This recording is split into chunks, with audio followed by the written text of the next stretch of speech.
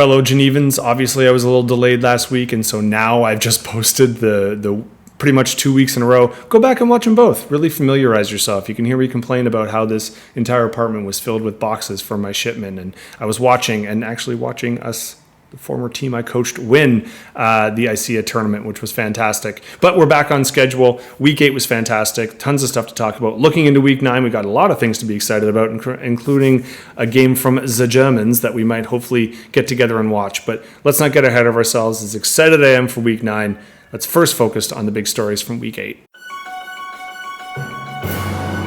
Week 8 in the NFL brought with it a ton of action as per usual and a lot of league implications, which we'll get to. But first story that we got to talk about, and really the main one I want to talk about, quarterbacks. They were a massive issue this week, not just as in they're always an issue because they're so tied to our league in terms of that position, the wide receiver tight end position, and to an extent running back as well.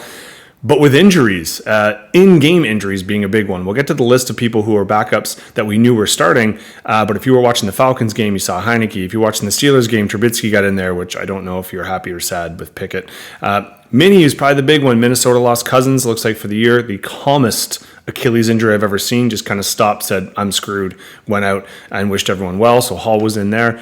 Stafford went down for the Rams and Rippon had to come in. And then in one of the best name-related NFL moments of my lifetime, I did not know he was even because if you think of in the Giants situation, they're already onto their backup with Tyrod Taylor. He gets hurt, and out comes Tommy DeVito. And if you have not seen Goodfellas and that name didn't ring a bell, stop what you're doing right now. Go watch Goodfellas and realize why I was so excited that this was happening. And it was going to go one of the two ways. Either you were going to get Tommy DeVito, the loose cannon, the hot-tempered, the crazy, the aggressive Tommy DeVito, right? The one that wants to know if you are amusing him. You get the quote. Or the other one was Billy Batts right, and he just needs to grab a shoe shine kit. Turns out we're going shoe shine because Tommy DeVito and the Giants offense in terms of the quarterback position had a net negative 9 yards on the game if you include all of the sacks that they took. So he might not have Joe Pesci. They might want to see what Joe Pesci's up to. He might do a better job in Week 9 if they have some similar health issues. But aside from that, we know there's a lot of quarterbacks that are coming in. We knew of Will Levis for the Titans in one of the coolest games, the Advertising Bowl. It was mayo versus mustard. Will Levis, if you do not know, rookie quarterback, but he was notorious in the offseason for putting mayonnaise in his coffee and putting it on social media because it's social media, so people care about that kind of crap. I believe it's Hallman's jumped on it and has him in an advertising campaign against Atlanta and Bijan Robinson, which if you haven't actually heard, Bijan's not how you're supposed to pronounce his first name, but that's how he insists it's pronounced because of his Dijon Mustard contract. So we had the Mayo versus Mustard Bowl. Mayo did take over and Levis looked good. If you type in Levis, though, into any Apple product, it autocorrects to Levi's. So expect a possible trade to San Francisco with the Levi's Stadium and maybe an endorsement coming up. He was your positive story of a backup that you knew that was coming in. But for people with young quarterbacks, I mean, I could complain about Love. That's not a backup. He's actually the starter and just plays that badly.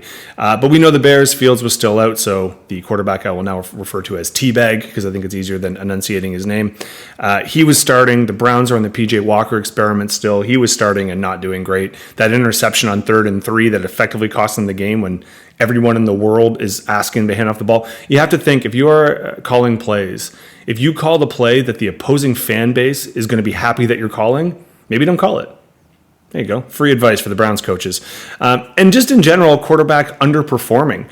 You really can't ding any quarterback who gets hurt halfway through. I know you're probably swearing at them if you had them starting for you, but an injury is an injury. There were at least a couple big names, though, that just massively underproduced and started and finished the game. You know, Jimmy G's hasn't been a household name this year, but he didn't even get 5 points on Monday night, which is why Devontae Adams couldn't stop throwing his helmet. But probably the biggest surprise, our 1-2 from last week in quarterbacks. Mahomes was our number 1 last week. This week, he scored in most quarterback formats under 6 points. Some formats have slightly different kind of measurements. And Lamar Jackson, who was the quarterback 2 and went off last week as well, had under 12. So not some consistency, and certainly when we get to our top quarterback performers, when I get to the matchups, some are the normal faces, some are definitely new. This does lead to an interesting part in both the NFL, which just did its trade deadline. No real kind of sparks. Dobbs going to Minnesota would be the only one that really impacts our league. No like McCaffrey like last year when that trade happened for those who were in the league then. But it mirrors kind of what's going on in our fantasy leagues. There's a lot of teams that started off hot that are starting to fizzle and might need to look to pick people up. People that started slow that are now starting to rise.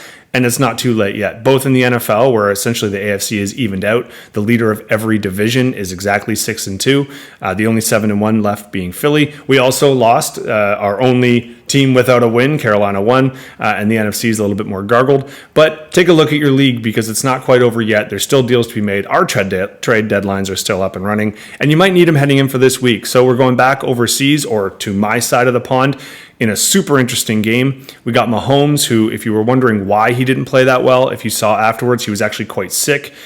They were trying to rule him out of the game beforehand, but he insisted on playing, which is hilarious if you start thinking of how restricted COVID restrictions were only a couple of years ago. And now it's just like, if you can walk, you can play. That was partially due to, or partially contributed to his underperformance. He now has to take a plane. I believe they're flying on Thursday, so depending when this video goes out. Whereas they're playing the Dolphins, who apparently are already here. This game is in Germany, so it's going to alter when it's played. It's the early game on Sunday before the early games. And we also have 4 teams on a bye. If you've looked at your team roster already, we know we went back to the bye weeks after only week off. It's Denver, San Francisco, Jacksonville, and Detroit. So aside from all the quarterback issues, we've got 2 of the better running backs, McCaffrey, who is traditionally the number 1 running back in most formats, and then Etienne, who's been phenomenal in the previous couple weeks and is having a great season. They're both sitting down. 3 of the top 10 tight ends, I think 3 of actually the top 8 tight ends in most standard formats are sitting down this week. So lots of moves to be made. Maybe more eventful than the actual trade deadline will be our league's general trade deadlines, but let's see what happens. Anyway, that's enough from the NFL. Let's get on to last week's matchups and see how we fared. Top scorer of the week, Team Kickass did just that with Kate and Nick putting it on with 187, unfortunately, and this was lively in our group chat. Jules, you were the number 3 scoring team of the week, but unfortunately there's 2 people you couldn't bump into, and you bumped into one of them. Let's take a quick look as to how. Now, the shocking thing is if I just left it up here and I said one of these 2 teams went off, you might have the wrong idea. We see here with quarterbacks, they're actually one of the few things that did let you down. Goff did not have a great game, just kind of a very, very average and even below average performance because he didn't need to, and we'll get to who actually went off in Detroit's offense when we get to our next matchup. But Lamar Jackson, one of the big shocks of the week, didn't quite even get to the 12-point threshold, especially of such a monster week. But as we scroll down, it was everybody else that did what they should for Team Kickass. Wide receivers especially, that was our wide receiver 1 and 2, as you can see, and you can probably put them in the order they need to be put in. Even your running backs, not necessarily in the top 5, but Hall was just outside, and he was the number 6, I believe, and a pretty good bounce back week. Not a lot of the defenses that we started actually were in the top 5. There's only actually 1, I believe, but Kansas City was just on the outskirts, so they had one of the better defenses. And Kittle obviously was with 20 points for a tight end. That's going to put you up there. Who's our tight end 3? But even your down guys, I mean, your kicker almost hitting predicted. Jacobs just going over, so put it all together, add up the 30s. I mean, when you have 2 people that almost put 80 just between the 2 of them, and you pretty much are going to win most weeks. Oddly enough, though, if you didn't have some of the scrappy performances, Jules might have been able to take you down. Jules, from your side, McCaffrey did what McCaffrey does. We'll see. It's going to be interesting next week when you have to be without him for the bye week. Hawkinson was our tight end 4 and has still been one of your more consistent and productive people. The big story, your quarterbacks, you had 2 in the top 5. Howell was. Slinging Sammy Howell was our quarterback 1. Dax Prescott was our quarterback 4. And since our quarterback 2 actually was not taken, he was a free agent, was in the past tense. Some clever person has already snatched them up. Or maybe not so clever, I don't know. But congratulations, that's a massive quarterback performance, and your running backs did great, tight end did great, your flex is fine. I'd say the biggest thing, I mean, again, this is nitpicky because 170 is going to win you 95% of the matchups of this season. Olave still continues. I mean, the Saints had a great offensive performance. He's one of the few Saints that didn't do what they should. In fact, another Saints receiver that's undrafted, Shaheed, outscored him with a massive touchdown. Less catches, more, you get it. But more points overall because of the touchdown. He was the wide receiver 4. And obviously Indy going off. Indy's supposed to not be great, and they've got the golden mustache in Minshew. but they're doing just fine, and they kind of let you down. Looking on the bench, you can always look and then be upset. I think one of the biggest things going on in Kate and Nick's favor, Dobbs is now the starting quarterback of Minnesota. Minnesota have got a lot more weapons than Arizona. Of course, he is going to have to go and learn a new offense. And the sad thing is we don't know if he's necessarily going to play this week, whereas I imagine you were going to put him in for Goff, who's got a bye week next week. And that was going to be your bye week solution, but I don't know for sure. Keep it up. Maybe he will play, because I mean the other person that Minnie has is a rookie and not a highly touted one. Montgomery's still out. We don't know when he's going to get back in. But in general, I think you made most of the right calls here. Jules, you did too. And I think even if you would put in Lockett or Godwin, I mean, Carr actually was not one of the top ones here. It still wouldn't have been enough, right? I mean, you're looking at 187, which is one of the high scores of the year. So it is unfortunate, Jules. Luckily for you, we are still a tight-knit group here. You'll notice Kate and Nick fought their way into the top 4, so they're technically in the playoff spot. They replaced someone who we'll get to in the next matchup. But you're still in the hunt, Jules. You're only one game out of the playoffs. And keep scoring 170. I promise you'll pretty much win the rest of the games of the year. But let's see how it goes. But congratulations. Kate, Nick, hard fought after a little bit of a skid there. You're now on a bit of a win streak. Well done. All right, I mentioned that Jules's team would only beat one. I should say, I correct. We have a new member in Jules's team, and I think by next week it'll be former on Yahoo, Jules and Lara's team, I believe.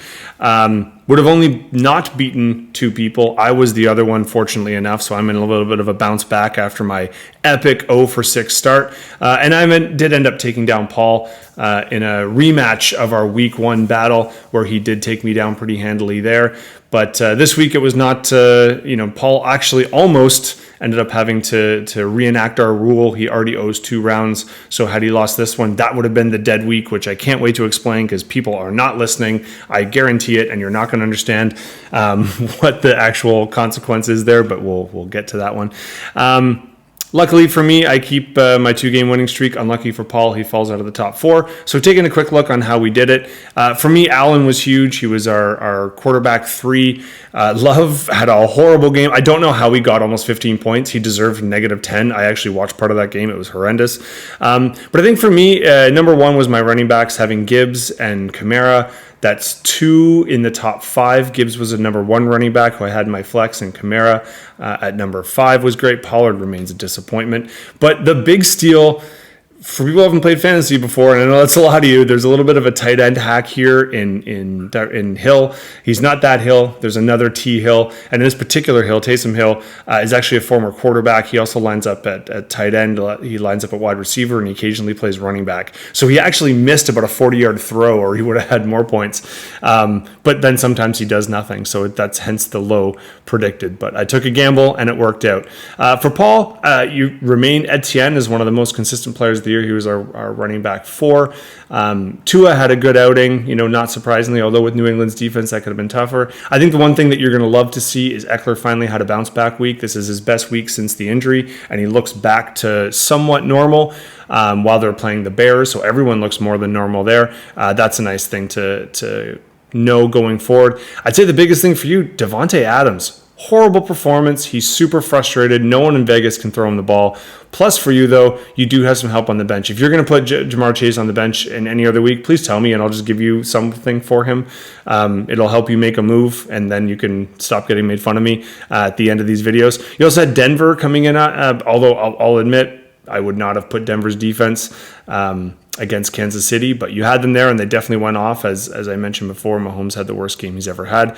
So there was some points to be made, and you definitely shouldn't be hitting the panic button, but you've been top 4 the whole season. You definitely want to make sure you maintain there, and you don't want to slip too far, especially as we see the league is getting quite tight with the 2, 3, and 4 wins. So Paul, you get a chance to bounce back next week. And then for me, I go up against this week's overall number 1 next week, but I got to keep the winning streak alive if I want to make these playoffs. In the video I put out way too late last week, and I hope people actually watch. I'm going to try and egg you on to do it, just because why not? I did mention this would probably be one of the most important matchups, because you had 1 versus 3, and it paid off. It was a tight one. None of the matchups this week were super, super tight, but if you actually were watching, it was going back and forth. Pamela got off to a slow start and then kind of came back and looked like she may have a chance to bounce back. And then unfortunately, people like Cup had extremely disappointing performances for her, and everyone else just kind of fell flat. Swift did okay. Barkley did okay. Her quarterbacks did fine. Although Mayfield, a massive pickup. I'm a little upset because the week that you picked him up off the waivers, I was also trying, and you had a better position than me. So unfortunately, Pamela, you fell short on this one. You were just shy of your predictions, but because, as you can see, the general trend here is almost everyone in the top 4 or 5 lost, except for obviously Raf here. Raf and James, I apologize. You still maintain your number 1 spot. You were tied in first with someone who also has not gone yet, but turns out they did not have an awesome week. Raf and James, congrats. The win in third. I know you didn't move up in positions, but now you're a game behind and you've scored a ton of points. So if you can find a way to bump forward, you might start climbing to the top of this mountain. But how you did it, I mean, your quarterbacks were a massive reason as to why. Hertz was our quarterback 5, and you can see Herbert just was out of there, which is kind of nice because they were beating Chicago by a lot, so sometimes they don't go back to throwing, so you were able to maintain some points. Your running backs were a bit disappointing, definitely, and Walker's showing that he's a little bit tweaked still. He's not feeling the greatest. You made up for it, though, with consistent wide receiver performances. Jake the Snake Ferguson had a great touchdown, which is always great for a tight end, but a great performance in general.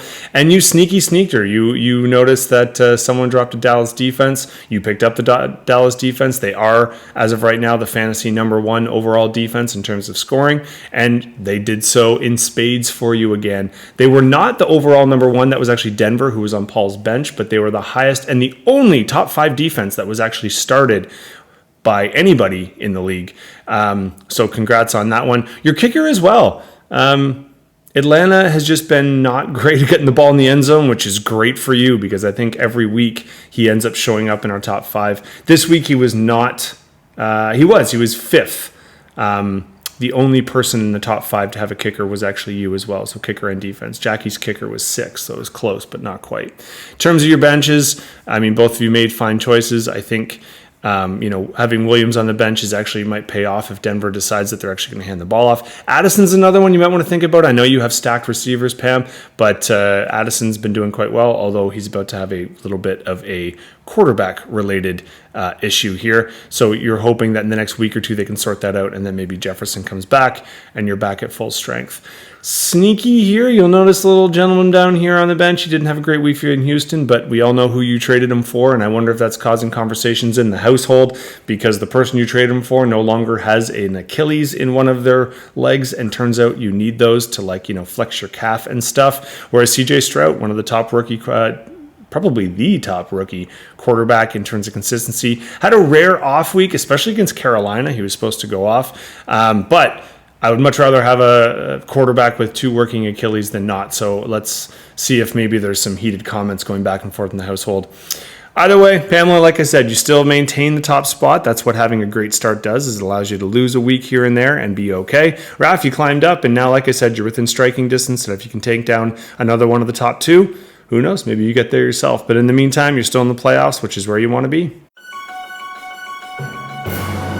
Speaking of that other person who is tied for first, but also lost and is in second, but also, even more importantly, the Widowmaker, the cat killer, finally hits her low point. 112 was the low of the week, just narrowly going below Paul. That was the actual fight of this week. This was our closest matchup at 16 points, and I'll get to why in a second. But the one I was really paying attention to was the lowest score, which was the tighter fight of all of them, and unfortunately, Jackie lost that one. Kelsey, Frankie, you revenge on your first week or your week 1 matchup loss against Jackie, when not only did you lose, but you had the low score there, and you started our league off like that. How did things go differently? Well, number 1, Kelsey actually played this time. Although the Kelsey and Mahomes connection, you actually might have benefited from Kelsey having a mild off week, because 8 points from a tight end isn't great, but it's way better than having under 6 points from your best quarterback and our number 1 overall draft pick. Whereas your quarterbacks, while one of them no longer has an Achilles, and like I said in the last little talk up, maybe that's starting a conversation at home about the trade, and there's no ticky backsies, unfortunately. You made the right deal at the time, and it just didn't work out. But Burrow looking great, and now people are talking so much more about how Burrow is back, and this is what he's supposed to look like, and his legs are looking more normal again, so you got to be feeling pretty good about that. Congrats on hanging on to him. I think a lot of people would have tried to deal him when he came off to a slow start, but who knows? Next week could be it's the NFL, so it's a whole new adventure. Burrow was actually our quarterback 6, which is one of the things that highlights this matchup is really there weren't a lot of top 5 performances, except for receiver we'll get to in a second when I talk about Jackie's team. But Waddle, this was quite exciting. This was kind of his breakout game. This is closer to what he did last year. He was our wide receiver 6, so just outside of the top 5. And Miami's offense, which you really do heavily lean on here, Kelsey and Frankie, it'll be interesting to see how they go as they fly over to this side of the pond. I think in terms of your bench, you made a lot of the best choices. You still are dealing with some injuries, and if you have paid attention to the waiver wire and the ad drops, I know you've been extremely active because you also, as your backup, have another one of the quarterbacks who got themselves hurt, although this hurt should be coming back, whereas I think we know Cousins is donezo for the year. Jax, like I said, I mean, you had some bounce backs. Ridley and Robinson have to be the 2 that you are happy to see scoring again. And your kicker was 6, which is quite good. You got to be getting disappointed in Buffalo's defense. They did make a trade to try and get a little bit better defensively because they had some injuries hurt them. But coming into the Denver KC game, as when we put it on, so that you could watch of it as we were going to bed, I expected kind of the role reversal here, but I thought it'd be more of a shootout. It was on one side, and you got to be pleased with Russell Wilson as you're kind of nursing your quarterback backup injury down here. But a few things kind of hurt you. Mahomes is definitely the biggest one. If Mahomes has a normal outing, you actually still win. Now, granted, that would assume he'd throw nothing to Kelsey, so let's not go too crazy there, but you certainly would not have been worst in the league. Your best pickup in Foreman as a backup, unfortunately now, as you can see here, Rashawn Johnson's here, and now they're kind of splitting carries. They also were way down, so that's just something you're going to have to bear in mind and look forward to the future. But not much else we can say on that one. The cat killer is going to have to buy us a drink, and this time actually buy the drink they're supposed to buy as opposed to run up and try and take credit for my round, although we could probably argue that might be your round. But anyway, sorry about that, Jackie. You've caused so much of this to other people. It's about time you experienced it for yourself, so you are our weekend drink buyer. Kelsey, Frankie, not jinxing you, on a bit of a run here, right? 3 out of your last 4, if I'm not mistaken. Let's keep the party going. Let's see if you can work your way up. Before I get to Week 9 matchups, let's just take a quick look to see what I was talking about. I kept alluding to our table here. 6-2 and 2-6. Obviously, they seem extremes, and I am in no delusion that I will suddenly go and be number 1 in the league. But remember, you don't need to be number 1. Now, number 1 in the regular season does get you just a little bit of money, but not the title and not the big money. You want to win it all, so you want to be in the top 4. And even though I've only now gotten a 2-game win streak, I'm only technically 2 games off. This is why I'm saying it's quite tight. A lot of 3 and 5s. A lot of people who are still in striking distance. So remember, the team that you just played in Week 8 is also the one you played in Week 1. It's also the team you'll play on the last week of the regular season, meaning we have 7 games left. You get to play everybody else one more time. Okay, so bear that in mind as we go through, because as Jules unfortunately learned here, 3 and 5, you didn't deserve that after your score last week. Maybe you and Paul need to have a team chat after you put Cara down and make some strategies, especially maybe someone who still hasn't made a freaking move yet, which blows my mind. You're actually doing quite well, Paul, considering you haven't picked anyone up or dropped anyone yet. But it's not just how many points you score, is it, Jules? It's who you're playing. So let's take a look at that into Week 9. Now, we don't have any traditional 1 versus 2 or 2 versus 3 matchups that we think would be close. And a lot of these scores don't look close because remember, it's a big bye week. We're back to 4 teams on the bye. It's also quarterback injury palooza. That's not really a catchy one. So scores like this, I expect Team Kickass to come back and be ready to score a ton next week. I think Jackie hasn't put in her people, and Paul probably hasn't either. This will be a lot tighter. Kelsey and Frankie, they've been 1-3 of the last 4. They're not going to let this slide. They're going to go after Pamela and try and take them down and try and get slowly. We'll creep back to 500. And according to our predicted, this one's meant to be the tightest one, but I know there's some moves that both teams are going to be making in terms of ad drops or at least putting people in and out. But that's quite an important one. Raf now's got the taste of blood in the water here and wants one of the top 2 to go down, so they can jump up. Him and James can jump up into the top 2, whereas Jules has got to make another run. Jules, I promise you put up 170, there's a good chance that you get the W and you start making your way up to the playoffs. Excitingly, there is a chance that the Germany game that starts a little bit earlier our time, mid-afternoon. I know there's some people who are going to be trying to get together to that, so hopefully we do. Either way, though, remember, there's a lot of people that owe rounds, so let's start ticking them off because Christmas time is going to come faster than you think. So let's get as many done as we can before all of those seasonal things take us out. Yes, we can still buy into January. You have till the Super Bowl to knock them off the list, so you'll have the entire month of January. But, some people are all healthy and stupid stuff like that in January. So let's take advantage to where we're not healthy and we're making poor life decisions, which I think we can maybe have for November. No common sense November. It doesn't make sense, but you can figure it out. So hoping to see people on Sunday for the game and hoping randomly that some people start making some drink suggestions so we can get together again. A lot of us here are WhatsApp warriors typing our cleverly thought out messages of trash talk in. Do you have the guts and the wit to say it to someone's face though? Only one way to find out. And I'm sure alcohol will only help make that better and never worse. So here's hoping we see people on week 9, but either way, best of luck.